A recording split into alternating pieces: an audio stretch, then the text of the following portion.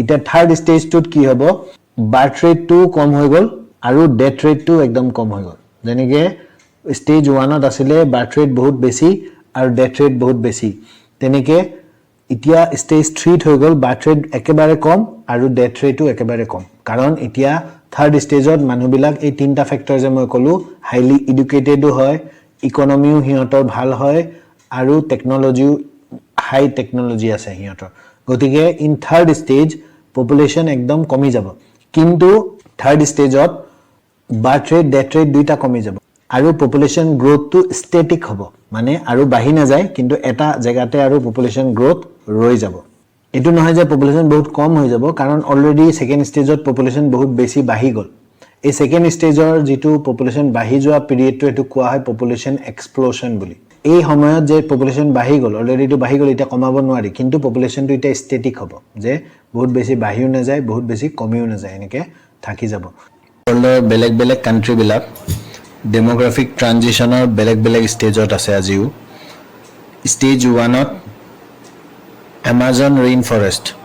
আৰু কংগো ফৰেষ্টৰ যিবিলাক কাণ্ট্ৰি হয় সেইবিলাক আজিও ষ্টেজ 1ত আছে তাত বাৰ্থ ৰেটো বেছি আৰু ডেথ ৰেটো বেছি গতিকে তাৰ পপুলেশ্যন একদম কম ষ্টেজ 2ৰ ষ্টাৰ্টিঙৰ ফালে আছে কিছুমান কাণ্ট্ৰি যেনেকৈ আফগানিস্তান পাকিস্তান বলিভিয়া সেইবিলাক ষ্টেজ 2ৰ ফাৰ্ষ্টৰ ফালে আছে আৰু কাণ্ট্ৰি কিছুমান যেনেকৈ ইণ্ডিয়া চাউথ আফ্ৰিকা ইজিপ্ত এইবিলাক ষ্টেজ 2ৰ লাষ্টৰ ফালে আছে মানে ষ্টেজ 2টো প্ৰায় শেষ কৰিবলৈ হৈছে আৰু যিবিলাক ৱৰ্ল্ডৰ ডেভেলপ কাণ্ট্ৰি বুলি আমি জানো সেই কাণ্ট্ৰিবিলাক সব ষ্টেজ 3ত আছে হয় ষ্টেজ 3 ষ্টাৰ্টিঙত বা ষ্টেজ 3 লাষ্টত যেনেকৈ USA অষ্ট্ৰেলিয়া নিউজিলেণ্ড এই কাণ্ট্ৰিবিলাক সব ষ্টেজ 3ত আছে এতিয়া ইয়াত কেইখনমান কাণ্ট্ৰি এক্সেপশ্যন আছে যেনেকৈ চাইনা আৰু ব্ৰাজিল এনেকুৱা কেইখনমান কাণ্ট্ৰি এক্সেপশ্যন আছে যোনে এই গোটেইকেইটা ষ্টেজ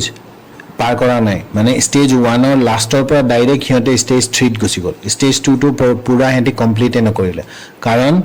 সিহঁতৰ তাত কিছুমান পলিচি এডপ্ট কৰা হ'ল যিবিলাক পলিচিয়ে সিহঁতক বহুত সোনকালে এই ষ্টেজকেইটা পটককৈ পাৰ কৰি দিলে যেনেকৈ চাইনাত আছিলে 1 চাইল্ড পলিচি এটা কাপলে এটা বাচ্চাই জন্ম দিব পাৰিব আৰু যদি কোনোবা কাপলে ভুলতো দুটা বাচ্চা জন্ম দি দিয়ে তেতিয়াহ'লে ছেকেণ্ড বাচ্চাটোৰ কাৰণে সিহঁতে মানে এটা পানিছমেণ্ট পাব এনেকুৱা টাইপৰ এটা ৰুল সিহঁতে এডপ্ট কৰিলে আৰু ইমান ৰিজিডলি ইমান কঠিনভাৱে এইটো এডপ্ট কৰিলে যে সিহঁতৰ সব মানুহবিলাকে এইটো ফ'ল' কৰিবলৈ বাধ্য হ'ল চাইনাই সেই সময়ত যেতিয়া 1 চাইল্ড পলিচি এডপ্ট কৰিছিলে ইণ্ডিয়াটো এটা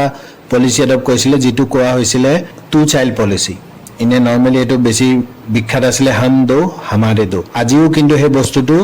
ইণ্ডিয়াত পুৰা বলবৎ হোৱা নাই পুৰা এডপ্ট কৰা হোৱা নাই গতিকে ইণ্ডিয়া সেই পপুলেশ্যনটো আমি এতিয়াও সেই ট্ৰেণ্ডত তেনেকৈ গৈ আছোঁ লাহে লাহে